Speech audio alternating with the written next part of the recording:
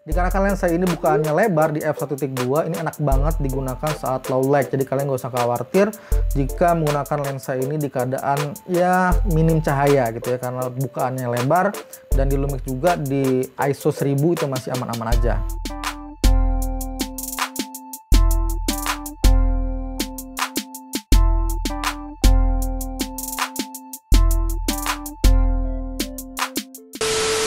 Hey, what's up guys, welcome back to my another YouTube video. Bareng lagi sama gue Arif Kurniawan di channel Eke Production.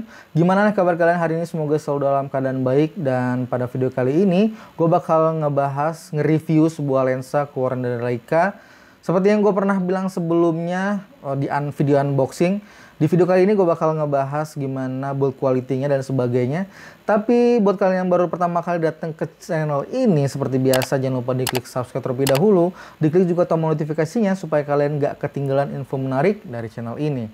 Dan buat kalian yang udah subscribe, gue ucapin berkali-kali gak pernah bosan-bosan untuk terima kasih buat kalian.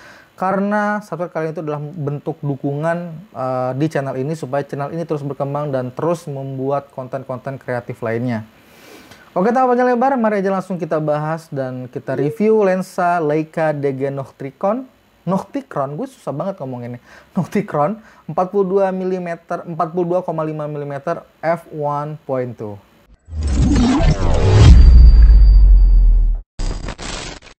Oke, yang pertama kali akan kita bahas adalah build quality terlebih dahulu. Gak usah diragukan lagi, lensa ini adalah salah satu lensa terbaik dari Leica di sensor Macro Four Thirds. Otomatis bahannya menggunakan bahan-bahan terbaik. Lensa ini semuanya menggunakan metal, mulai dari mountingnya, ringnya, bodinya otomatis ya enggak. Terus lens hoodnya juga menggunakan metal. Semuanya terlihat premium, semuanya oke banget, optiknya juga bagus banget. Adapun aperture-nya atau bukaannya atau diafragmanya dimulai dari yang terbesarnya yaitu f1.2 sampai terkecilnya di f16. Dan lensa ini memiliki diameter 67 mm. Jadi buat kalian yang mau beli filter ND atau lens sebagainya, itu pastikan jangan lupa lensa ini memiliki 67 diameternya memiliki 67 mm. Jadi jangan sampai salah beli. Adapun lensa ini memiliki optic image stabilizer power OIS. Jadi buat kalian yang memiliki body Lumix yang memiliki IBIS dan di dalamnya memiliki fitur dual OIS yang di kamera maupun di lensa itu bisa bekerja bersamaan sehingga bisa menghasilkan video yang smooth banget tanpa harus menggunakan gimbal atau handheld. Dan di bodi kamera ini udah terdapat switch fokus ke manual ya. Jadi ada switchnya dari manual ke autofocus. Dan di sini juga ada diafragmanya itu bisa disetting di body lensanya. Jadi di situ ada putarannya, clicking begitu. Mulai dari f1.2 seperti gue bilang tadi sampai f16, dan itu juga ada yang otomatiknya. Jadi kita bisa setting di lensa maupun di kameranya. Dan adapun lensa ini fokusnya by wire, jadi limitless gitu, muter terus. Jadi ya menurut gua untuk main manualan harus mulai bisa beradaptasi di lensa Lumix atau Leica yang fokusnya by wire. Beda dengan Olympus yang dia enak gitu ya, ada batasnya, perputarannya nggak terlalu muter full gitu ya, nggak limitless gitu. Kalau di Olympus ada yang seperti itu, terutama di lensa-lensa yang pro-nya ya.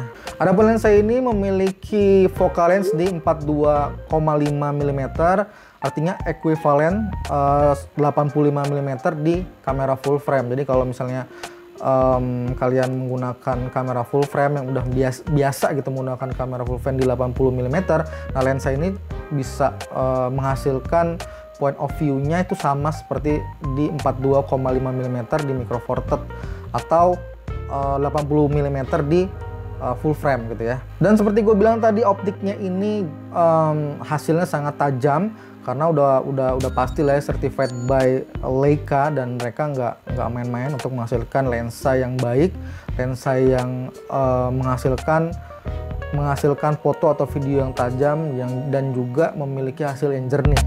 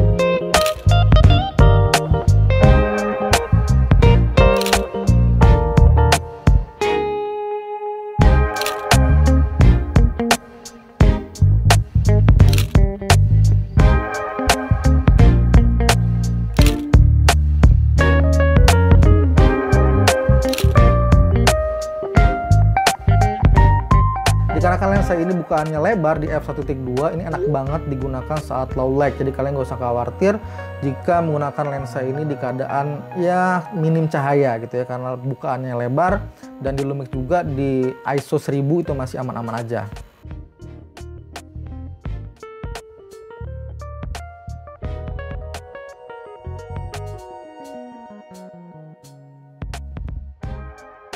Untuk autofocus di lensa ini cukup mumpuni, dibilang kebut banget juga enggak, dibilang lelet juga enggak. Jadi masih enak, masih nyaman digunakan. Nah itu tadi dia kelebihan-kelebihannya. Adapun kekurangan dari lensa ini menurut gua karena terbuat dari metal, bodinya aja tanpa menggunakan lens hood itu beratnya 425 gram, hampir setengah kilogram ya.